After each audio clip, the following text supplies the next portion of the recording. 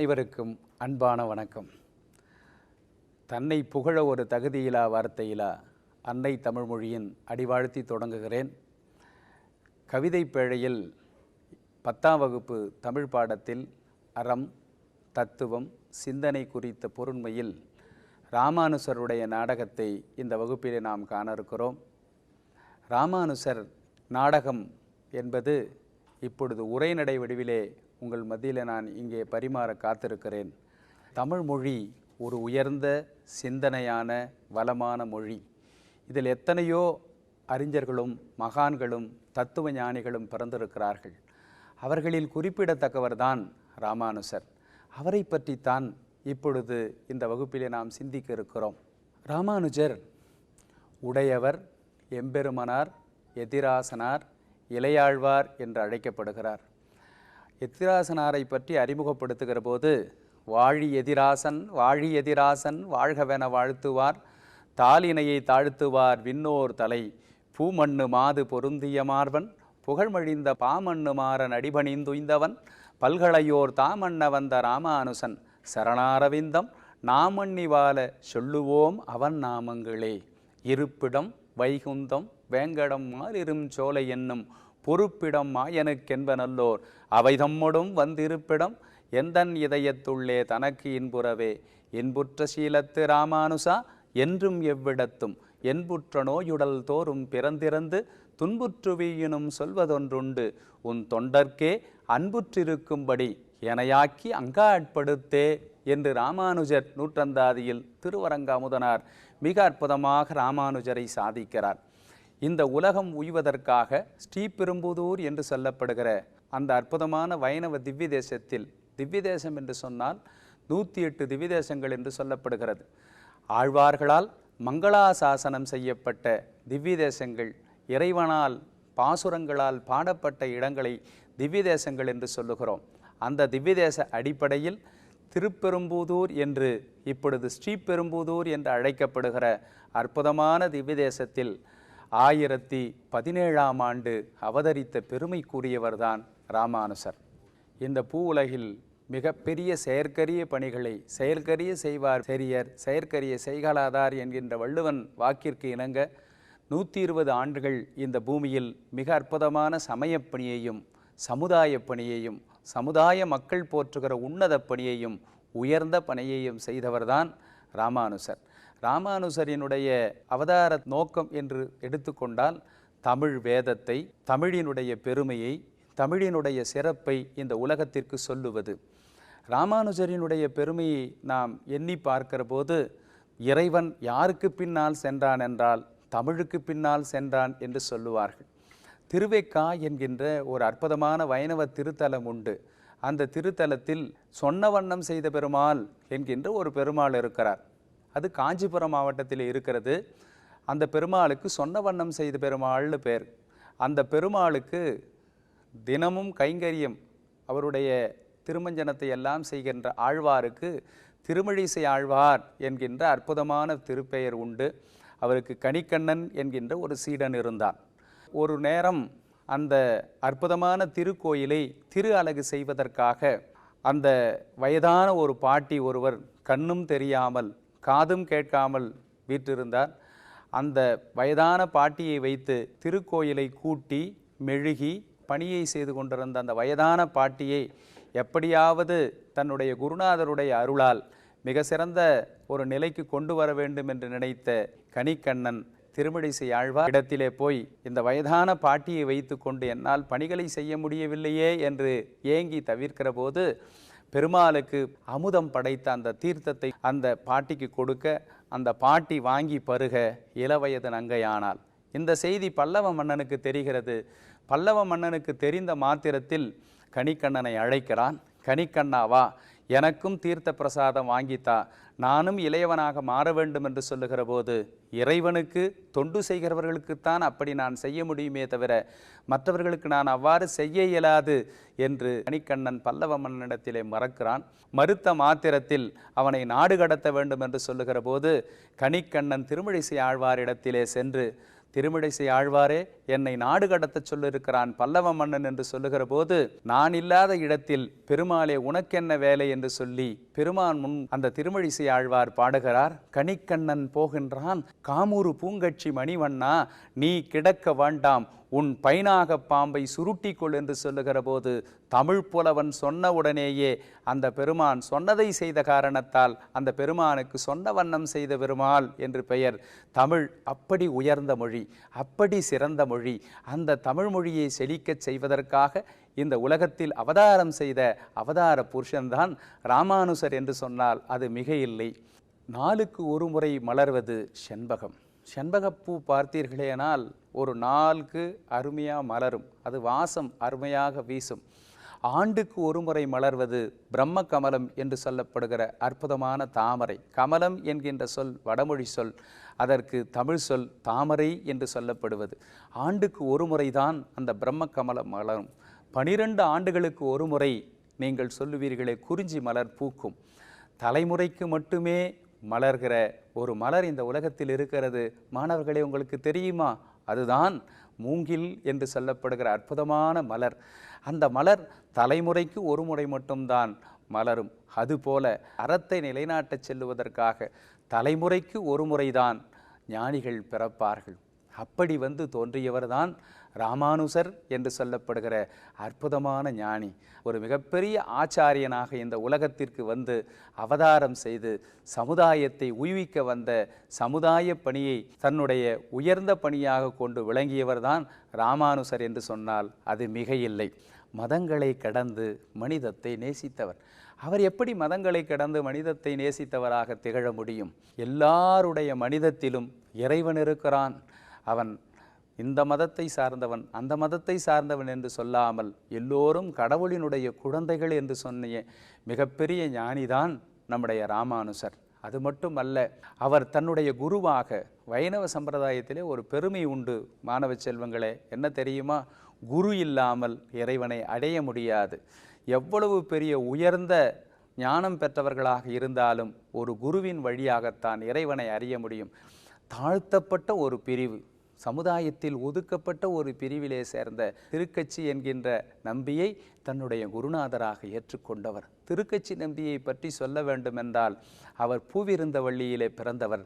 அங்கிருந்து பெருமாளுக்கு தினமும் மலர் கைங்கரியம் என்று சொல்லப்படுகிற மாலையை கட்டி தன் தலைமீது சுமந்து கொண்டு அங்கிருந்து ஸ்ரீபெரும்புதூர் சென்று அங்கிருக்கிற பெருமானுக்கு சூட்டி மகிழ்ந்தவர். அது மட்டுமல்ல பெருமக்களே, அந்த மாலையை எடுத்துக்கொண்டு ஸ்ரீபெரும்புதூருக்கு அவர் செல்லுகிற அழகு, அங்கிருந்து காஞ்சி பேரருளாளன் என்று சொல்லப்படுகிற தேவராஜ பெருமானுக்கு தினமும் மலர் கைங்கரியம் செய்தவர்.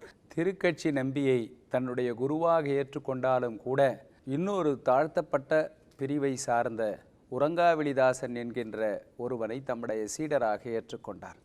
அதனுடைய வரலாறு மிகவும் சிறப்புக்குரியது. ஒரு முறை திருவரங்கத்தில் பெருமானை பல்லாண்டு பாடிக்கொண்டு தன்னுடைய பல்லக்கிலே கொண்டு போனார்கள்.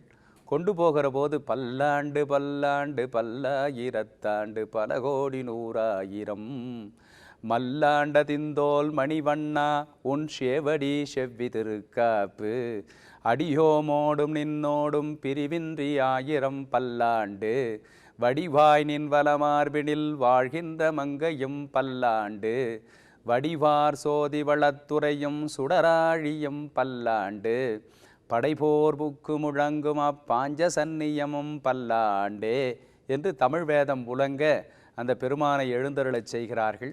இவர் தமிழ் வேதத்தை இந்த உலகத்திற்கு தலைக்கச் செய்த பிறகுதான் சமஸ்கிருத வேதம் என்று சொல்லப்படுகிற வேதம் பின்னடி வந்தது. எப்படி என்றால், இன்றைக்கு கூட திருவரங்கத்து கோயிலில் முன்னாடி தமிழ் வேதம் என்று சொல்லப்படுகிற திராவிட வேதம்தான் செல்லும். அதனால்தான் முதல்ல பல்லாண்டு பாடிக்கொண்டு செல்வார்கள். பிறகுதான் ஸ்ரீசைலேச தயாபாத்திரம் தீபக்தியாதி குணானவம் என்கின்ற சமஸ்கிருத வேதம் வரும். அப்படி அந்த அற்புதமான காவிரி நதிக்கரையில் கருமணியை கோமலத்தை கண்டுகொண்டு என் கண்ணினைகள் கலிக்கும் நாள் என்னாலோ என்று சொல்லுகிற மாதிரி அந்த பெருமானை எடுத்து செல்லுகிற போது தன்னுடைய மனைவியை தவிர வேறொருவள் அழகானவள் இல்லை என்று கருதிய உறங்காவிலிதாசனை பெருமானுடைய அற்புதமான திருப்பாதத்தை காண்கிறான். பிறகு அங்கிருந்து அற்புதமான திருவுந்தியை காண்கிறான். தோள் காண்கிறான். பிறகு கண்ணை கண்ட பிறகு திரு அரங்கத்தை கண்ட அந்த கண்ணை தவிர வேறொரு கண் இந்த உலகத்தில் சிறந்தது இல்லை என்று புறங்காவிலிதாசன் அந்த பெருமானை பார்க்கிற போது தாழ்த்தப்பட்ட குலத்தில் பிறந்த அவரை தம்முடைய சீடராக ஏற்றுக்கொண்ட பெருமைக்குரியவர்தான் ராமானுஜர் என்று சொன்னால் அது மிக இல்லை. மாணவ செல்வங்களே, வேதம் என்று சொன்னால் இன்றைக்கு சமஸ்கிருத வேதம்தான் சிறந்தது என்று பெருமக்கள் சொல்லுகிறார்கள். அவர்கள் பேசுகிற அந்த வார்த்தைகள் நமக்கு புரிவதில்லை. தமிழில் எவ்வளவு அழகான வேதம் உண்டு. நம்முடைய தமிழ் வேதத்தில் திருப்பள்ளி எழுச்சி உண்டு இல்லையா?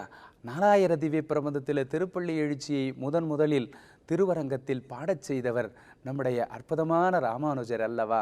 கதிரவன் குணதிசை சிகரம் வந்தணைந்தான், கனையிருளகன்றது காலையம் பொழுதாய், மதுவிரிந்தொழுகின மாமலர் எல்லாம், வானவர் அரசர்கள் வந்தீண்டி, எது திசை நிறைந்தனர் இவரொடும் புகுந்த, இருங்களில் ஈட்டமும் பிடியொடு முரசும், அதிதழில் அலைகளல் போன்றுள்ளது எங்கும், அரங்கத்து அம்மா பள்ளி எழுந்தருளாயே என்று சொல்லுகிற அந்த பூபால ராகத்திலே பாடுகிற திருப்பள்ளி எழுச்சி நம்முடைய பிள்ளைகள் நீங்கள் கற்றுக்கொள்ள வேண்டிய மிக சிறந்த பாடம். என்ன தெரியுமா? அதை பாடுகிற போது இறைவனை எழுந்தருளச் செய்கிற அந்த அழகு இன்றைக்கும் திருவரங்கத்தில் நடக்கிறது என்று சொன்னால் அது ராமானுஜர் செய்த மிகப்பெரிய தொண்டு என்று சொல்லலாம்.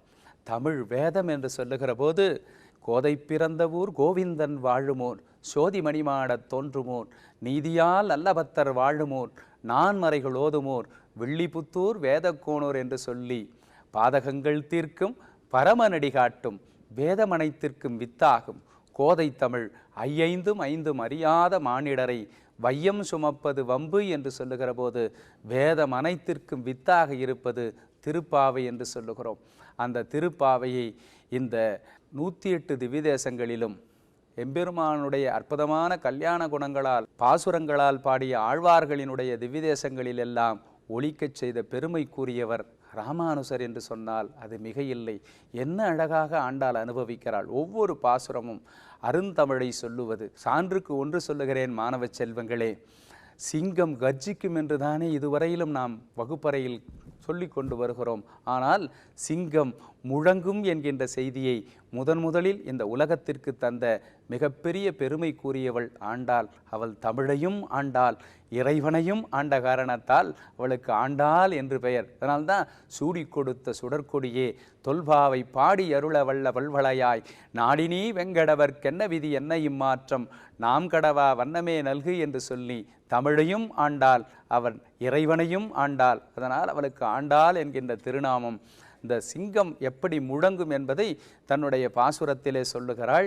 மாறி மழை முடஞ்சில் மண்ணி குடந்துறங்கும் சீரிய சிங்கம் அறிவுற்று தீவிழித்து வேரி மயிர் பொங்க எப்பாடும் பேர்ந்துதறி மூறி நிமிர்ந்து முழங்கி புறப்பட்டு போதருமா போலே நீ பூவை பூவண்ணா என்று சொல்லுகிற போது தமிழ் இலக்கிய வரலாற்றிலேயே சிங்கம் முழங்கும் என்கின்ற தனித்தமிழ் நடையை இந்த உலகத்திற்கு கொண்டு வந்த ஆண்டாளை தன்னுடைய மானசீக குருவாக ஏற்றுக்கொண்டு பெருமையை செய்தவர்தான் ராமானுஜர் என்று சொன்னால் அது மிக இல்லை.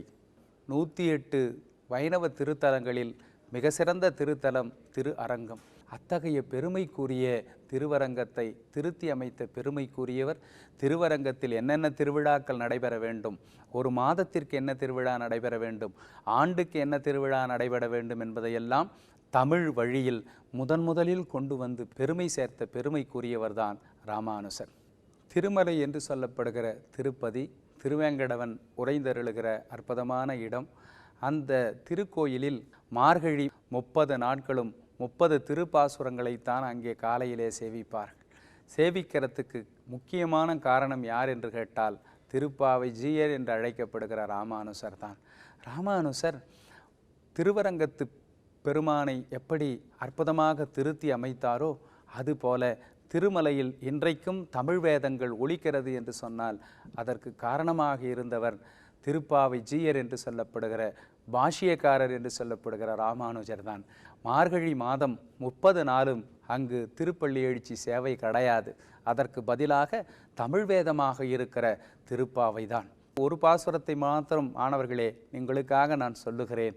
என்ன அன்றி உலகம் அலந்தாய் அடி போற்றி, சென்றங்கு தென்னிலங்கை செற்றாய் திரள் போற்றி, பொன்னச்சகடம் உதைத்தாய் புகழ் போற்றி, கன்று குணிலாய் எறிந்தாய் கடல் போற்றி, குன்றுகுடையாய் எடுத்தாய் குணம் போற்றி, வென்று பகை கெடுக்கும் நின் கையில் வேள் போற்றி, என்றென்றும் உன் சேவகமே ஏந்தி பறைகொள்வான், இன்று யாம் வந்தோம் இறங்கேலோர் எம்பாவாய் என்று சொல்லுகிற அந்த திருப்பாவையை திருமலையிலே ஒலிக்கச் செய்த பெருமைக்குரியவர்தான் நம்முடைய ராமானுஜர். அது மட்டுமல்ல, ஸ்ரீபெரும்புதூரிலே இன்றைக்கும் அவர் உட்கார்ந்து பாஷ்யம் எழுதிய இடம் இன்றைக்கும் இருக்கிறது. பிரம்மசூத்திரம் என்கின்ற வடமொழிக்கு தமிழிலே பாஷ்யம் எழுதி தந்த பெருமைக்குரியவர் ராமானுஜர். திருவாய்மொழி என்று நாலாயிர திவ்ய பிரபந்தத்தில் ஒரு பகுதி உண்டு. நாலாயிர திவ்ய பிரபந்தத்தில் திருவாய்மொழியில் அதில் இருக்கிற எல்லா பாடல்களையும் உரை எழுதிய பெருமைக்குரியவர். இப்போ ராமானுஜருடைய வாழ்க்கையில் நடந்த ஒரு சுவையான சம்பவத்தை ஒரு நாடகமாக பார்க்குமா? திருக்கோஷ்டியூர்னு ஒரு அற்புதமான திவ்ய தேசம். அது எங்கே இருக்கிறது? தென்புலத்தில் இருக்குது. அந்த இடத்துல பூரணர் என்கின்ற ஒரு மகான் வாழ்ந்தார். அந்த மகான் இடத்துல திருமந்திர உபதேசம் பெற வேணும். திருமந்திர உபதேசம்னு சொன்னால் ஓம் நமோ நாராயணா என்று சொல்லப்படுகிற 8 எழுத்து மந்திரத்தை நான் தெரிந்து கொள்ள வேண்டும். அதனால்தான் ஆண்டாள் முதல் பாசுரத்திலே சொல்கிறா, நாராயணனே நமக்கே பறை தருவான் என்று சொல்லி பார்க்கிற போது அந்த நாராயணன் என்கின்ற அந்த மந்திரத்தை ஒரு குருவின் மூலமாக உபதேசம் பெற வேண்டும் என்பதற்காக ஒரு முறை 2 முறை அல்ல, பூரணரை பார்ப்பதற்கு 18 முறை ராமானுசர் தன்னுடைய நண்பர்களாக இருக்கிற கூரேசரோடும் முதலியாண்டாரோடும் பூரணருடைய இல்லத்திற்கு சென்றிருக்கிறார். பூரணருடைய இல்லத்திற்கு போவதற்கு முன்பு முதலியாண்டார் கேட்கிறார், சுவாமி, இன்றைக்கேனும் நமக்கு திருமந்திர உபதேசம் கிடைக்குமா அப்படின்னு கேட்கிற போது சுவாமி சொன்னார், நம்பிக்கையோடு செல்லுவோம். இன்றைக்கு தண்டோடும் கொடியோடும் பூரணர் வர சொல்லியிருக்கிறார். நிச்சயமாக இன்றைக்கு நமக்கு திருமந்திரம் உபதேசம் நமக்கு கிடைத்து விடும்னு சொல்லுகிற போது எல்லோரும் மகிழ்ச்சி அடைகிறார்கள். பூரணருடைய இல்லத்திற்கு முன்பு சென்று ராமானுசர் தண்டோடும் கொடியோடும் மூவரும் செல்கிறார்கள். பூரணர், யாரதங்கே அங்கே நில் என்று சொன்னார். ஏன் என்று கேட்டால், 3 பேர் வந்திருக்கிறீர்களே ராமானுசா, உன்னை மட்டும்தானே தண்டோடும் கொடியோடும் வர சொன்னேன், ஆனால் நீங்கள் 3 பேர் வந்திருக்கிறீர்களே என்று சொல்லி கேட்கிற போது அந்த 3 பேர் யாரும் இல்லை. தண்டாக இருக்கிறவன் முதலியாண்டான், கொடியாக இருக்கிற கூரேசர், இவர்களோடு தான் நான் வந்திருக்கிறேன்னு சொல்லுகிற போது பூரணருக்கு ரொம்ப மகிழ்ச்சி. என்னுடைய குருநாதர் ஆளவந்தாரிடமிருந்து நான் இந்த அற்புதமான திருமந்திரத்தை பெற்றிருக்கிறேன். இளையாழ்வாராக இருக்கிற உமக்கு நான் இதை உபதேசிப்பதில் மிகுந்த மகிழ்ச்சி அடைகிறேன். ஆனால் 18 முறை உன்னை அலைய வைத்தாலும் கூட இன்றைக்கு திருமந்திரத்தை உனக்கு தரப்போகிறேன் என்று சொல்லி முதலியாண்டார் தண்டினுடைய வடிவமாகவும் கூரேசர் கொடியனுடைய வடிவமாகவும் அவர்கள் அங்கே உட்காருகிறார்கள். உட்காருகிற போது காதை இப்படி கொஞ்சம் காட்டுங்கள் என்று சொல்லி காதை திருப்பி அவர்கள் காதுக்கு மத்தியிலே தன்னுடைய கையை வைத்து ஓம் நமோ நாராயணாய, ஓம் நமோ நாராயணாய, ஓம் நமோ நாராயணாய என்ற அந்த திருமந்திரத்தை அவர்களுடைய திருச்செவியிலே சொல்லுகிற போது இறைவன் எங்களுக்கு இன்றைக்கு ஒரு நல்ல குருநாதரை தந்து இந்த திருமந்திரத்தை உபதேசிப்பதற்கு பூரணரே உங்களை அனுப்பியிருக்கிறார் என்று சொல்லி அவர்கள் மூவரும் மகிழ்ந்தார்கள். அப்பொழுதுதான் பூரணர் சொன்னார், ராமானுஜரே, நினைவு வைத்துக்கொள், இந்த மந்திரம் உன்னுடைய பிறவி என்கின்ற பிணியை தாண்டுவதற்காகத்தான். வள்ளுவன்தான் தன்னுடைய குரலிலே சொல்லுவார், பிறவி பெருங்கடல் நீந்துவர் நீந்தார், இறைவனடி சேராதார் என்று சொல்லுகிற போது இந்த பிறவி என்கின்ற பெருங்கடலை தாண்ட வேண்டுமென்றால் இந்த இறைவனினுடைய திருநாமம்தான் நமக்கு தெப்பமாக இருக்கும். ஆகவே நான் உனக்கு உபதேசித்த இந்த திருமந்திரத்தை, உனக்கு சொன்ன இந்த நாராயணா என்கின்ற மகா மந்திரத்தை யாருக்கும் சொல்லக்கூடாது என்று சொல்லுகிறார். இந்த திருமந்திரத்தை நீ உபதேசிப்பதை நீ மட்டுமே அனுபவிக்க வேண்டும். மற்றவர்களுக்கு சொன்னால் உங்களுக்கு எது கிடைக்கும் தெரியுமா? நரகம்தான் கிடைக்கும்னு சொல்கிறார். அந்த திருமந்திரத்தை மூவரும் 3 முறை உறக்கச் சொல்கிறார்கள். இறைவனின் திருவருளால் இந்த மந்திரம் எங்களுக்கு கிடைத்தது என்று சொல்லி அவர்கள் 3 பேரும் நன்றி கூறி திருக்கோஷ்டியூரிலே இருக்கிற சௌபிய நாராயண பெருமான் திருக்கோயிலை காணச் செல்கிறார்கள். அந்த திருக்கோட்டியூர் என்று சொல்லப்படுகிற வைணவ திருத்தலம் மிக உயர்ந்த திருத்தலம். அந்த திருத்தலத்தில் கோபுரங்கள் விண்தடவு கோபுரம் என்று ஆழ்வார்களால் அனுபவித்து பாடப்படுகிற ஒரு அற்புதமான திருத்தலம். அந்த திருத்தலத்திலே இருக்கிற பெருமானுக்கு சௌம்பிய நாராயணன் என்று பெயர். பிறவி பிணியை தீர்க்கும் அருமருந்தான அந்த திருமந்திரத்தை பொதுமக்களுக்கு சொல்ல வேண்டும் என்று ராமானுசர் விருப்பப்படுகிறார். ஆகையினால் சாதாரண ஒரு இடத்தில் உட்கார்ந்து சொன்னால் அது போதாது என்று ஒரு மிகப்பெரிய கோபுரத்தின் மீது ஏறுகிறார். உடனே அங்கு இருக்கிறவர்களெல்லாம் பேசுகிறார்கள், யாரோ ஒரு ஞானி, யாரோ ஒரு பெரியவர், யாரோ ஒரு மகான் நம்ம திருக்கோட்டியூர் கோயிலுக்கு வந்திருக்காராமே, அவர் இறைவனிடத்திலே செல்லுவதற்கான வழியை சொல்ல போகிறாராம். இறைவனை இடத்திலே போய் நம்முடைய பிறவி என்கின்ற பிணியை தீர்த்து கொள்ளுவதற்கான அருமருந்தை தரப்போகிறாராம். அப்படியா? அந்த ஊரில் இருக்கிறவர்கள் எல்லாம் ஒரே கூட்டமாக போகிறார்கள். வழியிலே பூரணருடைய சீடர் வருகிறார். ஏன்பா எங்கே போகிறீங்க என்று கேட்கிற போது, ஒன்றுமில்லை, ராமானுஜர் நம்முடைய திருக்கோட்டியூர் என்கின்ற அற்புதமான சன்னதியிலே எழுந்தருளி இருக்கிறார். அவர் பிறவி பிணி என்று சொல்லப்படுகிற இந்த பிறவியை தீர்ப்பதற்கான அருமருந்தை சொல்ல போகிறாராம். நாங்களெல்லாம் கேட்கப் போகிறோம். பூரணருடைய சீடரே, நீங்கள் வரவில்லையா என்று கேட்கிறார்கள். உடனே எல்லாரும் சேர்ந்து ஒரே திரண்டு இருக்கிற அந்த நேரத்தில் திருக்கோட்டியூருடைய அற்புதமான திருக்கோயிலுக்கு மேல் கோயிலின் மதில் சுவரின் மீது ராமானுசர் நிற்க, கீழே புதுமக்களுடன் கூரேசரும் முதலியாண்டாரும் சேர்ந்து நிற்கிறார்கள். குழந்தைகளே, தான் பெற்றதை தான் மட்டும் வைத்து கொள்ளக்கூடாது. தனக்கு தெரிந்ததை மற்றவர்களுக்கு சொல்லி தர வேண்டும். நல்ல கருத்துக்களை நாட்டுக்கு சொல்லுவது நாம் இந்த பிறவி எடுத்திருப்பதனுடைய நோக்கம் என்பதை உணர்ந்த ராமானுசர், தான் பெற்ற மந்திரம் தான் மட்டும் பெற்றால் போதாது, இந்த உலகம் உய்ய வேண்டும்.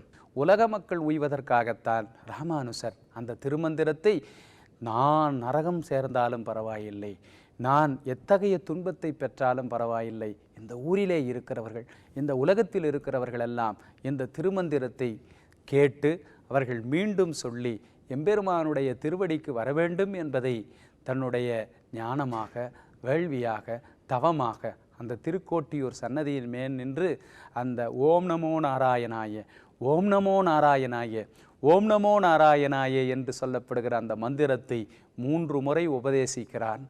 எல்லோரும் வியந்து போகிறார்கள். ஆனால் அந்த கூட்டத்தில் ஒருவன் மட்டும் மகிழவில்லை. யார் என்றால் பூரணனுடைய சீடர். பூரணனிடத்திலே ஓடிப்போய் சொல்கிறான், நீங்கள் கொடுத்த அந்த மந்திரத்தை, நீங்கள் உபதேசித்த அந்த திருமந்திரமாக இருக்கிற ஓம் நமோ நாராயணா என்கின்ற மந்திரத்தை திருக்கோஷ்டியருடைய சன்னதியின் மேல் இருக்கிற கோபுரத்தின் மீது ஏறிக்கொண்டு ராமானுஜர் சொன்னாரே என்கின்ற செய்தியை கேட்டவுடனே பூரணருக்கு கோபம் அதிகமாகிறது. இருந்தாலும் தனக்கு மந்திரத்தை உபதேசித்த தன்னுடைய குருவுக்கு நன்றி செலுத்த வேண்டும் என்கின்ற காரணத்தால் மீண்டும் ராமானுசரும் கூரேசரும் முதலியாண்டாரும் எங்கு செல்கிறார்கள் தெரியுமா? பூரணருடைய இல்லத்திற்கு செல்கிறார்கள். பூரணரை மூவரும் வணங்குகிறார்கள். பூரணர், உள்ளே வராதீர்கள், குருவிற்கு நம்பிக்கை கேடு செய்து விட்டீர்கள் என்று கோபப்படுகிறார். நான் சொன்ன திருமந்திரத்தை உங்களுக்கு மட்டும்தானே உபதேசித்தேன், நீங்கள் ஊருக்கே உபதேசித்திருக்கிறீர்களே, உங்களுக்கு நரகம்தான் கிட்டும்னு சொல்லி பூரணர் ரொம்ப திட்டுகிறார், கேவலப்படுத்துகிறார். இருந்தாலும் ராமானுசர் அதை பற்றி அவர் கவலைப்படாமல், பூரணரே, திருமந்திரம் தங்களுடைய திருவருள், நீங்கள் உங்களுடைய குருநாதராக இருக்கிற ஆளவந்தாரிடத்தில் இருந்து பெற்று அந்த திருமந்திரத்தை எங்களுக்கு உபதேசித்தீர்கள்.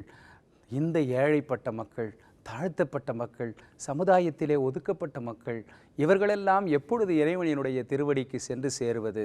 ஆகையினால்தான் நீங்கள் தந்த அந்த அற்புதமான திருமந்திரத்தை மக்களுக்கு வழங்கினேன். இதனால் நான் மட்டும்தான் நரகத்தை சேர்வேன், மக்கள் நலமுடன் வாழ்வார்கள் அல்லவா? நான் ஒருவன் நரகத்திற்கு போவதற்கு பற்றி எனக்கு கவலை இல்லை. இந்த ஊர் மக்கள், இந்த உலகத்தில் இருக்கிற மக்கள் எல்லாம் மிக சிறந்த மக்களாக, இறைவனினுடைய திருவடிக்கு வருகிற மக்களாக மாற வேண்டும் என்பதற்காகத்தான் நான் அவ்வாறு செய்தேன். ஆகவே என்னை நீங்கள் பொறுத்தருள வேண்டும் என்று கேட்கிற போது பூரணர் மனம் திருந்தி, கவலைப்படாதேன், நான் மட்டும் உய்வேன் என்று நான் நினைத்திருந்தேன். ராமானுஜா, நீ இந்த உலகம் முழுக்க உய்ய வேண்டும், இந்த உலகத்தில் இருக்கிற எல்லா மக்களும் இறைவனினுடைய திருவடிக்கு வர வேண்டும் என்று சொல்லி நீ நினைத்தாய் அல்லவா? உன்னுடைய மனம் பெரிய மனம், அதனால் இன்று முதல் நீ எம்பெருமனார் என்று அழைக்கப்படுவாய் என்று அவருக்கு ஆசி வழங்குகிறார். பூரணர் மனம் திருந்துகிறார். தான் கிடைத்த அந்த திருமந்திரத்தை இந்த உலகம் மக்களுக்கு வழங்கிய ராமானுஜரை பாராட்டி மகிழ்கிறார். குழந்தைகளே, அதுபோல நாம் பெற்ற கல்வியை நாம் மட்டும் வைத்து கொள்ளாமல் இந்த உலக மக்களுக்கு வாரி வழங்குவதால் மாணவ செல்வங்களே, நீங்கள் ராமானுஜர் வாழ்விலே இருந்து கற்றுக்கொள்ள வேண்டிய மிகப்பெரிய பாடம். மூவரும் நன்றி கூறி அங்கிருந்து புறப்படுகிறார்கள். பூரணர், ராமானுஜா இங்கே வா, என்னுடைய மகன் இருக்கிறானே சௌம்பிய நாராயணன், அந்த நாராயணனை உன்னிடத்தில் அடைக்கலப்படுத்துகிறேன் என்று ராமானுசருடன் அடைக்கலப்படுத்துகிறார். உடனே மூவரும் சேர்ந்து வாழி எதிராசன் வாழ்கி எதிராசன் என்று வாழ்த்தி ராமானுசர் முன் செல்ல, பிறகு பூரணர் பின் செல்ல, அவனுடைய மகனாக இருக்கிற சௌமிய நாராயணன் பின் செல்ல அந்த காட்சி மிக சிறப்பாக நிறைவு பெறுகிறது. இந்த வகையில் பார்க்கிற போது ராமானுசர் வாழ்க்கையிலிருந்து மாணவ செல்வங்களை நாம் எதை கற்றுக்கொள்ள வேண்டும் என்றால், ஜாதி மதம் பார்க்கக்கூடாது. நம்முடைய மொழி சிறந்த மொழி, சிறந்து பிறந்த மொழிகளில் பிறந்தே சிறந்த மொழியாக இருக்கிற தமிழுக்கு நாம் தொண்டு செய்ய வேண்டும். தமிழில் ஏராளமான வேதங்கள், ஏராளமான உபநிஷத்துக்கள் இருந்தாலும் கூட தமிழ் வேதமாக இருக்கிற 4000 திவ்ய பிரபந்தம், ஏன் நம்முடைய அற்புதமான சைவ திருமுறைகள் எல்லாவற்றையும் நாம் கற்றுக்கொள்ள வேண்டும். கற்றுக்கொண்டதை தான் மட்டும் வைற்றுக்கொள்ளாமல் மற்றவர்களுக்கும் சொல்லித்தர வேண்டும். ஆகவே தான் பெற்ற இன்பம் இந்த உலகம் பெற வேண்டும் என்று வாழ்ந்தவர்கள்தான் மகான்கள். அந்த வகையில் மாபெரும் புரட்சி செய்து தாழ்த்தப்பட்ட மக்களை வாழ்த்தப்பட்ட மக்களாக மாற்றிய பெருமை கூறியவர் 1000 ஆண்டுகளுக்கு முன் தோன்றிய ராமானுசர் என்பதை உங்களிடத்திலே மீண்டும் நான் சொல்லிக்கொள்ள ஆசைப்படுகிறேன். ஆகவே ராமானுசரை போல ஜாதி மதம் காணாமல், மொழி காணாமல் எல்லோருக்கும் தொண்டு செய்ய வேண்டும். அதுதான் இந்த பாடத்திலிருந்து, இந்த விரிவானத்திலிருந்து நாம் தெரிந்து கொள்ளுகிற நீதி என்று சொல்லி இந்த நல்ல வாய்ப்பை நீங்களும் பயன்படுத்தி கொள்ள வேண்டும். மாணவ செல்வங்களே, எதிர்காலத்தில் 1000 ராமானுசர்கள் இந்த பூ உலகில் உங்களைப் போல மலர வேண்டும் என்று சொல்லி நிறைவு செய்கிறேன். நன்றி, வணக்கம். இந்நிகழ்ச்சியை பற்றிய தங்களின் மேலான கருத்துக்களை கீழ்கண்ட முகவரிக்கு கடிதம் மூலமாகவோ, மின்னஞ்சல் மூலமாகவோ, குறுஞ்செய்தி மூலமாகவோ தெரியப்படுத்தலாம். அனுப்ப வேண்டிய முகவரி: சிறப்பு அலுவலர், கல்வி தொலைக்காட்சி, 8ஆம் தளம், அண்ணா நூற்றாண்டு நூலகம், காந்தி மண்டப சாலை, கோட்டூர்புரம், சென்னை 6,85,000. தொலைபேசி எண் 7824015000.